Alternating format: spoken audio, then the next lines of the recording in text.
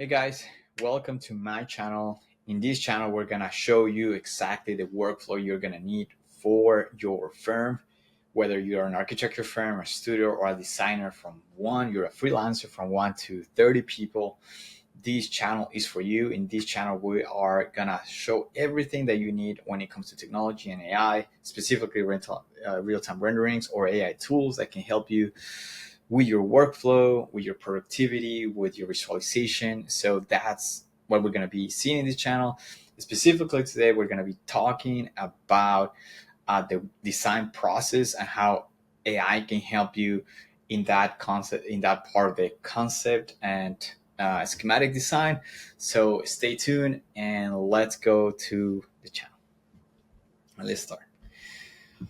All right, so here you go, guys. So here is the workflow. So this is a little bit, actually, just rather than give you everything here, I'm just going to start directly to the point. So a little bit of how the design process works. Like, it can have different ways that it works, but generally speaking, it has a way where you start with step number one, which is the initial consultation, and you have like a client meeting, and you have like a site visit of getting involved a little bit of to what the site is, or what are the constraints, if it's existing conditions or new conditions. Then you get to part number two, which is kind of the pre-design and the research and feasibility, which is a lot of it on the site analysis and the feasibility study. And here's where you're really going to be researching the zones, the height constraints, the setback, the property line. Also, after the client meeting, you're potentially going to have constraints as far as the budget, as far as the client wants and needs. You're probably going to have a few reference images of what they want and what their needs are. So once you kind of have all that information in, it kind of is a very process going back and forth here. But then you really go to the concept design of the design process. And here is where AI really shines, mainly because it does kind of help with exploration and ideation. That's where AI is the strongest.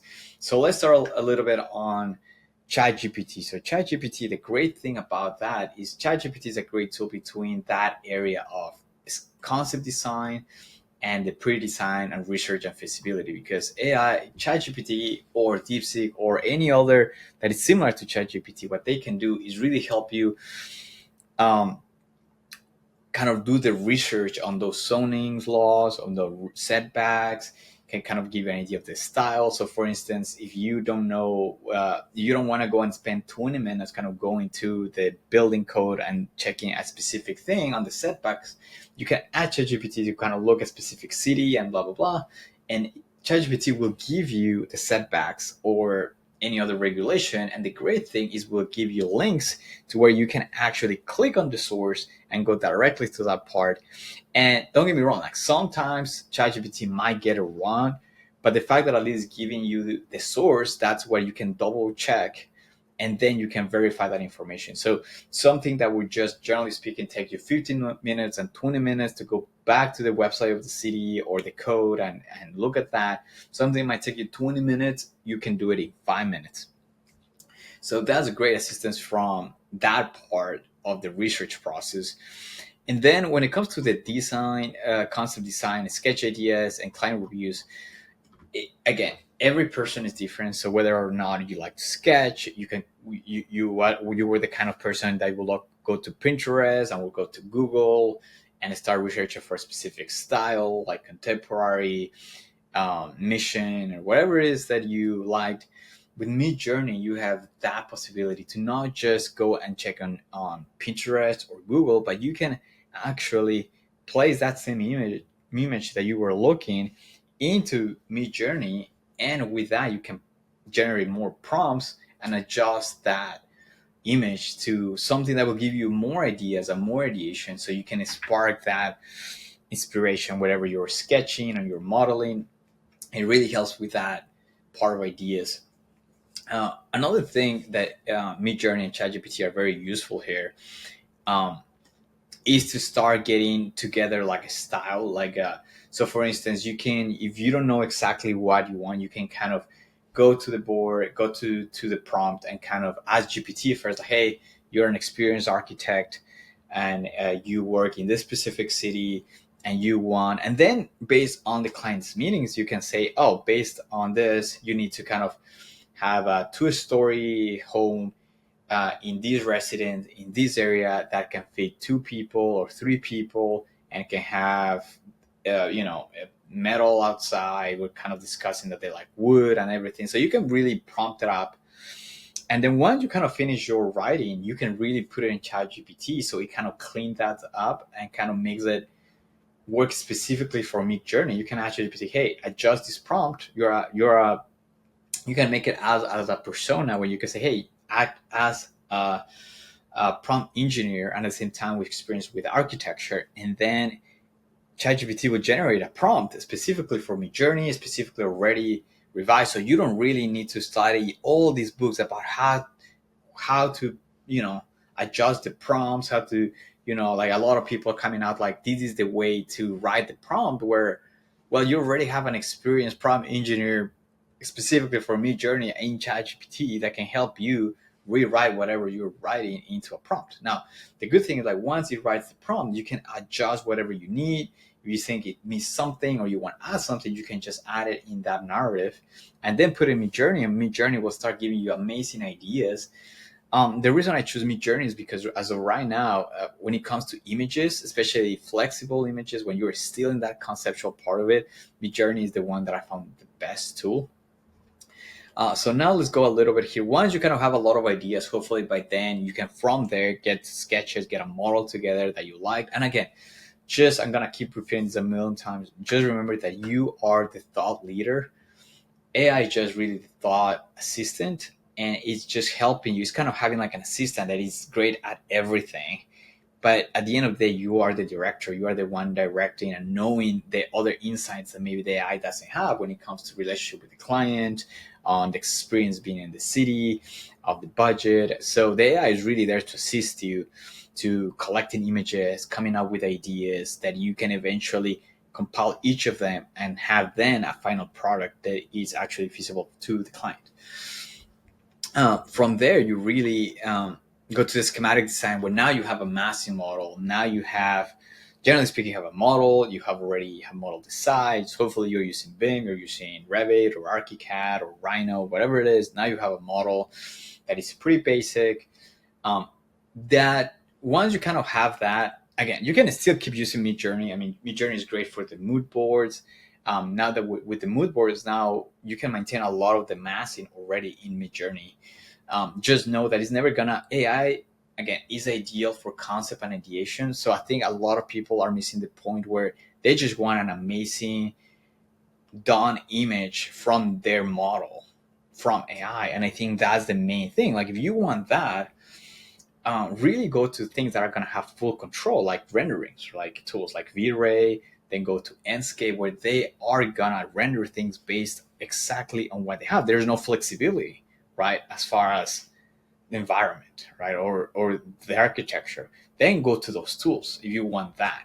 But if you want something where there's more creativity, when there's more flexibility, AI is the best way, because they have an amazing atmospheric renderings, while at the same time a lot of them they do try to respect as much as you can of your form. So Midjourney, they have the option for mood boards, and even though it was not perfect as far as respecting your image, they will still add a lot of ideas as far as the environment goes. And I will start giving more examples, but today is really just giving you an overview, but I will just jump more in detail later. But something that there's other diffusion models that respect the form a lot more, because they have these control net plugins that you can plug in into that image that you already have as a mass model, and you will create a mass that really creates this net that has those constraints that you're giving to the diffusion model, so it respects the form. So that again, it's not 100% perfect. It's still gonna have that level of creativity where there is impossible. Like you give it every single piece of information, it's gonna read in the mask, but it should be enough that it will respect the majority of what you have. But again, this is concept and ideation, so it is just use it as it giving you ideas, and then you from there you can go and then model them specifically how you want them. But then you have models like stable diffusion, Comfy UI that are a little bit more complicated than the just general mid journey or other things that you just prompt and you get a model from there. Some other options out there that are specifically from architecture that have been booming in the last couple of years, instead of stable diffusion or Comfy UI, which are a little bit more complicated, is things like Yendo AI, Prom AI, LookX, and there's like many more that I have actually appear in the last couple of years that are models dedicated for architecture. And just think about it like a mixture of Twinmotion with Unreal Engine, or ArchiCAD or Revit with 3ds Max or Maya, right? Where one of them is dedicated for architecture, it might be a lot easier to use, but it doesn't give you that extra control if you really need to do some more complicated stuff. So the other ones like Yendo AI and Prom AI and all that are gonna do 80% of the work. They might not have that control that you need to take the things to the next level, but for the majority of the projects they're gonna have, those are gonna be enough. Whereas the Stable Diffusion, Comfy UI, those tend to have the most control, but then also tend to be the most complicated to learn. So it really comes down to what your workflow thing you're gonna have. Potentially, if you have some specialized people in the company that you want them to do that, like a visualizer and stuff like that, that's probably where you want them to use Stable Diffusion or Comfy UIs, because those are people that can specialize in this. But if you want everybody to have the capabilities to use this and without them having to do a lot of training, probably the best thing you can do is just choose one of the other ones like Yendo AI, Prom AI, LookX, or something like that. That is a lot easier to still get that 80% of the product out there without having to, do more complicated stuff. And at the same time, these other softwares do offer animation. They do offer image, prompt to image, image to video, and video to video. So that's something to consider in this thing. And then that's pretty much as far as the schematic process and that whole thing goes. Um, then yes, and there's gonna be a lot more tools that we're gonna be using here. But along with that, if you really once you're in that maybe between the concept schematic design and design development, if there's some marketing materials you're talking to the city, something you can add, it's Unreal Engine, right, or Twinmotion, or you can use BMX in the case of ArchiCAD. I'm an ArchiCAD user, that's why a little bit more about that. But you can use Lumion and Twinmotion. I like to use Unreal just to kind of pushes myself to kind of have that more control, even though at times it does feel that it's less efficient than Lumion and Twinmotion just because it's already built up for architecture. Other tools for animation that is super easy to use is Sora or Kling 1.6. And there's some other animation tools that are coming out that are excellent.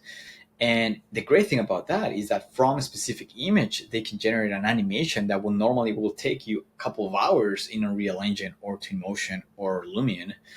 Now, again, these are still exploration. There's going to be a lot of the things that in doing the animation, the AI is just going to create, or it's just going to sort of guess this is kind of what's behind, or this is what's that, but because you're only giving it one image. So just know that at the end of the day, you are gonna want to edit them. If you're gonna present this to a client, you might want to upscale those to a better, have more quality, more pixels. So that's really the exciting part about it. The idea here is, and that's the really overview of what I want to show you. And then lastly, really just the steps I want to show you as a business owner, right? Whether you're a freelancer, you still work in a company and you want to make a change in your company and you want to really spark this conversation of AI, or you are just the leader of your company. Things to take into awareness is first of all, that knowing that AI and this is just a tool, just like when BIM came out and you have these first AutoCAD. It's just at the end of the day, it's a tool. So the way to look at it is to, first of all, the way I see it is like you kind of do the first three things before you actually choose a technology. In that way, you can choose which one works best for you, because right now there's like thousands of architecture or AI tools out there that it's very hard or a company that is 1 to 30 people to really learn all of them. And even sometimes like you want to do one for one, but one for each phase, which still makes it difficult and challenging for everybody to learn that. So specifically, you might want to learn 2 to 4 at the tops that are useful. And that's why before you actually pick and choose those, the first thing is to, what's your strategy, right? What's the long competitive advantage of your company? What's that X factor that you wanna, that your company generally brings to the business, and how can AI help you with that, right? So that's the first one. Then number two is execution. Like what talent or resources or technology might you need to get there? And that's kind of what we're saying. Like how does AI, how does real-time rendering can help you achieving that strategic plan that you have for your company? What that can help you enhance that X factor that you have. For instance, if your thing is about innovation and animations, you might want to start really going towards AI that helps you with video. Or if you sell a lot on visualizations, maybe that's the tool. If you sell a lot with maybe client relations, maybe you want to go to an AI that enhance that communication with the client. So that's just an example. And the number three is the people. Like how do your people need to align with strategic plan and grow to get where you want to go? Like see what the people are, whether are innovators, are the people that are take a long way to learn, are these people that first of all you need to align them with your strategic plan, are they all aligned and willing to learn, are they all open-minded, or what type of team you need to create to get there. And then lastly, then is when you really get to technology, and then is when you really say what technology can free your people um, to deliver better value and towards achieving the goals, right? Um, how might tech make your operations more efficient to get more done, and how can you improve your moat and your services on this? So that's the way I will see it here. As far as picking and choosing your workflow, lastly also is knowledge.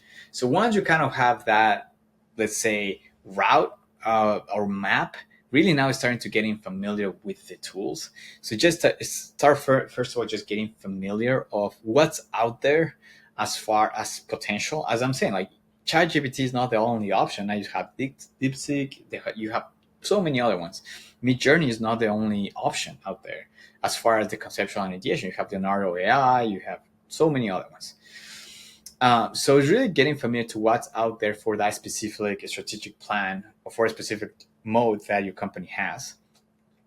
And then it's really start testing, really like just get a few ones that you feel like they're really gonna move the needle in your company and start testing those. Start testing, especially now because there's so much competition in these AI tools. The first month, generally speaking, have the price, or they might give you a whole month for free. So now is the time to really start testing. I mean, believe me or not, if you spend 1 or 2 hours with one specific thing, you can already tell whether or not it's gonna work for you, right? Um, there's some other ones that you might need a little bit more time, but for specifically the visual ones, just by giving it a few hours, you can whether or not realize whether or not they're gonna work for you. And then the last one is implementation and execution. Once you have picked a couple tools that you feel like they're actually going to help you with your business, it's really elaborate a plan. How can you implement and execute these tools to be part of the workflow? And it's not just you coming up with a plan, it's how does the team learn this and how can everybody use it so you guys can all scale farther and farther away. And then just offer that continuing education and training, because these tools, especially now with the speed of right now, is they are changing every couple months. There's a new update, there's a new thing to do. So it's just having maybe someone that is a little more specialized on just at least getting familiar with the news of what's coming out and what are the new tools. And even though maybe not researching new tools, but what are the new updates of that specific software that you have. So that was the main presentation. Lastly, and again, very fast, I want to tell you a little bit about, like, if you really want to learn more about how this AI started this industry, I really encourage you to go see the YouTube video by Neil Leach of the Introduction to AI in Architecture, where he will take you from the very beginning on how the AI was born to towards more like it, but then more in that architectural realm. So that's a very good theoretical and let's say story that you can look at. The other one is that I'll encourage you to really think about the next 10 years and how this beam gonna change, because there's gonna be amazing changes coming up now that AI is gonna be like a power tool for these other companies to implement those. And how can these tools gonna affect the building environment, the way we present projects, just like Beam did a decade or 2 decades ago when everybody was drawing and AutoCAD came in and the whole thing changed, right? How are we showing these things now? Um, yeah, and that's pretty much what I say about that. And they're just realizing that AI is just a tool, um, about technology, and then just kind of knowing that a few ways that AI helps is with the parametric designs, is to check draft things, is to do exploration, addition, and drafting too. ArchiCAD came out with AI Visualizer. There's so many other tools. Autodesk also coming with that. Autodesk has the parametric tools along with Rhino. Even Bluebeam has now AI tools, and I'm sure that all this animation, not just to motion Unreal Engine, but now you have all these Sora and Kling. So there's so many things out there. I just wanted to give you a very quick overview on the whole thing. And again, this is just, I'm going to go more in detail in other videos of the specific tools, but this was just a broad thing to kind of give you information. Again, I'm here to kind of help you guys implement and execute AI into your architectural workflow. So if you like this video, give it a like, subscribe, and I'll be posting more videos weekly on Sundays on AI and architecture. Thank you.